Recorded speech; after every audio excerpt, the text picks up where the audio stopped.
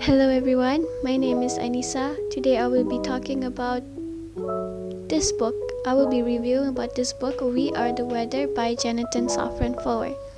In this book, Jonathan Safran mainly talks about the global impact of farming industry to the planet and how the consequences are catastrophic.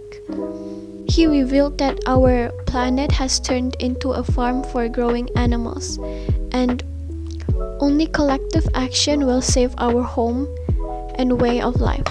So, as we all know, global warming has been an issue for the past few years as it has been broadcasted in the news. Here are the examples of news.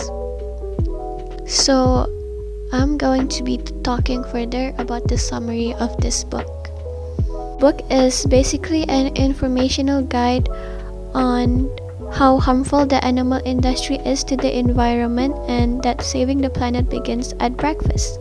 But you may be wondering, how does saving the planet at breakfast helps to reduce the impacts of global warming?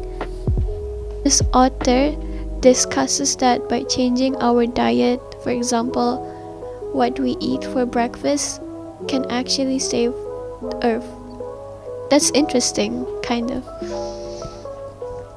And with the evidence, with animal industry farms making up about 24% of harmful greenhouse gases emissions, right behind fossil fuels emissions, we can begin to do our part by reducing our consumption of meat and animal products and reducing our carbon footprint significantly.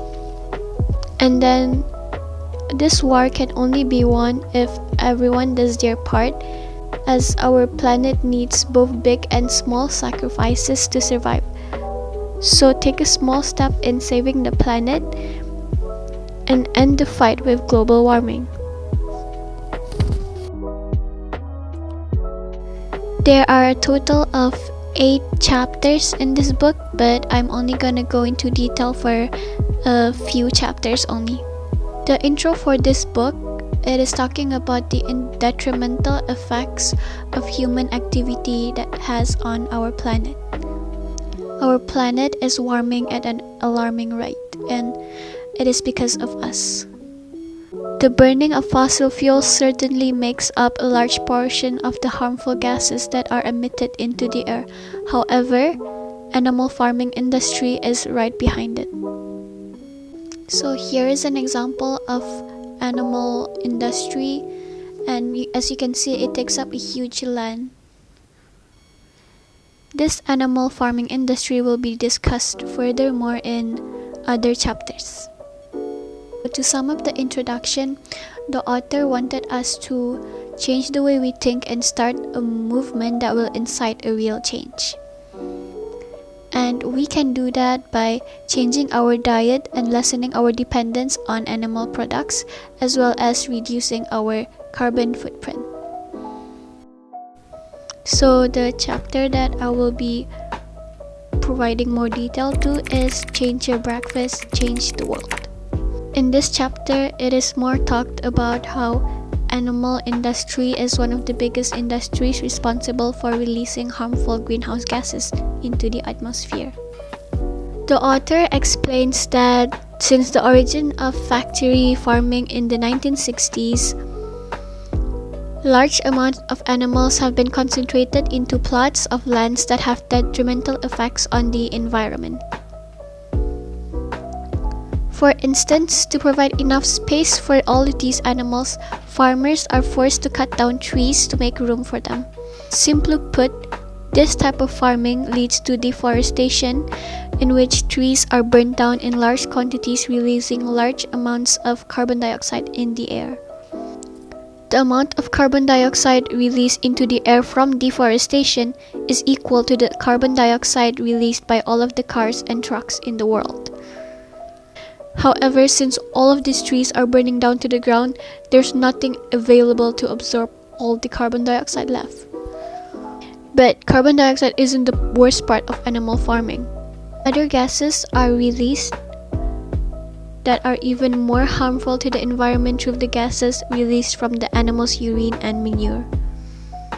With the number of animals needed in these farms, the amount of nitrogen oxide that is released from these animals also increases significantly. In this chapter, it talks more detail about the harmful gases like methane and nitrogen oxide. The author's solution to preventing these harmful gases to be released is by eating less meat and fewer animal products like milks and eggs. Of course, fossil fuels are important, but even if we were to stop using fossil fuels, it will still take over 20 years to use alternative energy.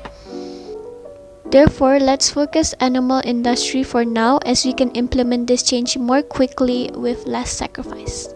The problem is going completely vegan a viable option for everyone?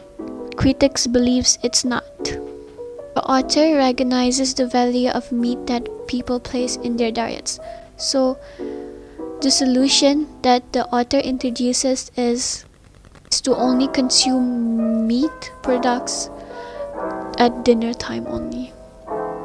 This actually allows people to do their part while helping the environment and still indulging in their favorite meaty meals. Why I choose this chapter to explain further is because throughout this book, the author mainly talks about animal farming, and this chapter perfectly describes or perfectly summarizes the whole book. So for my personal opinion, I think that this book is a good read, and I love the overall message that he was trying to get across, but in my opinion, I'm not sure that the book ended up accomplishing what he hoped it would. I think it's good how he added some personal elements in there to make it more relatable.